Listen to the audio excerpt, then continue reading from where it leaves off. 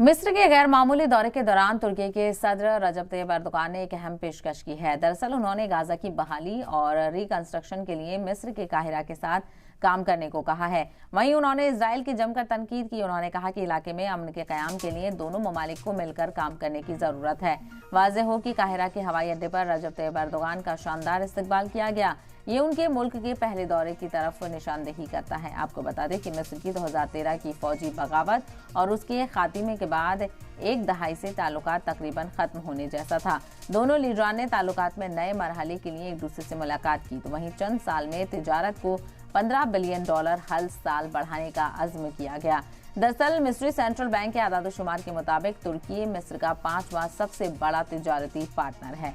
तो मिस्र के दौरे पर तुर्की के सदर हैं और इजराइल हमास जंग का हल ढूंढना चाहते हैं।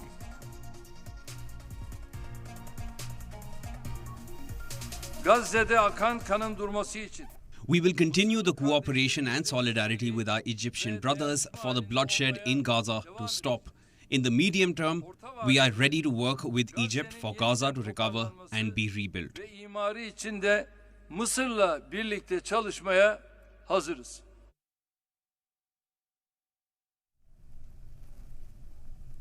और इसी को लेकर खास बातचीत करते हैं। हमारे साथ कुछ खास मेहमान जुड़ गए हैं, उनका तारुफ आपसे करा देते हैं।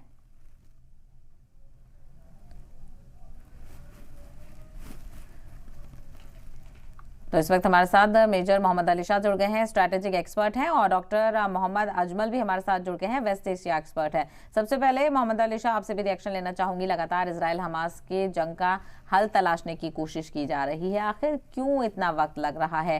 क्या जो और ममालिक हैं वो कैपेबल नहीं है हल के लिए? साहिबा जी, आपका बड़ा अच्छा सवाल है। देखिए, ये जंग जो है ये मैं कहूंगा तकरीबन 100 साल से चलती आ रही है। भला ही 1917 हो, भला ही 1947-49 हो, भला ही 1967 हो, भला ही 2000 में जब यासिर अराफत पेलो के चीफ ने बातचीत करने की कोशिश की थी। बीच बीच में युद्ध विराम लगता है, इसको मैं युद्ध विराम बोलूंगा, सीज फायर मैं बोलूंगा उसको। एक तरीके जहां पे तबातुल हमले नहीं हो रहे थे, तबातुल हमले 7 अक्टूबर के बाद और तेजी से हो गए हैं, और ये अब तक चलता आ रहा है। क्यों इसलिए अब तक चला, इसकी कई कारण है। दो ही कारण पे मैं फोकस करूंगा। वो है अमेरिका का इंटरवेंशन ठीक तरीके से नहीं हुआ है। अगर अमेरिका चाहे, वो कह तो रही है कि वो युद्ध विराम करने की कोशिश करेगी, वो चाहता नहीं कि भाई ये हमले हों, लेकिन क्या वो दिल से चाह रहा है? दो चीजें होती हैं कि मैं बोलूं कि अरे चाय पी लो, और मैं बोलूं अरे चाय पी लो, कब मैं चाय लाता हूं, चाय पी लो, तो दोनों में फर्क होगा। अगर मैं बोलूं केवल ऊपर से कि चाय पी लो, या दावत पे हमारे घर आना, कब आना, वो मैं नहीं बोलूंगा। मैं एग्जांपल दे रहा हूं ताकि हर कोई समझ ले, हर कोई कनेक्ट कर जाए। और या तो मैं एक होटल में खाना खा रहा हूं, सबके साथ मैं बोलूंगा बिल मैं दूंगा, हालांकि जेब में पैसे नहीं है, फिर मैं बोलूंगा बिल मैं दूंगा। तो वो ऊपर से बोल रहा हूं। अगर मैं दिल से चाहूं, अमेरिका क्या कर रही है? अमेरिका ऊपर से अब तक अमेरिका ने क्या है कि युद्ध विराम कर दो। अरे युद्ध विराम करने से नहीं होता ना कुछ, आपको इंश्योर करना पड़ेगा। सर मैंने तो उसको कहा था, इसने करा नहीं, ऐसे नहीं कि जिम्मेदारी किसकी है? आपके एक तरीके से मैं कहूंगा कि अमेरिका को इसमें दखलंदाजी देनी पड़ेगी।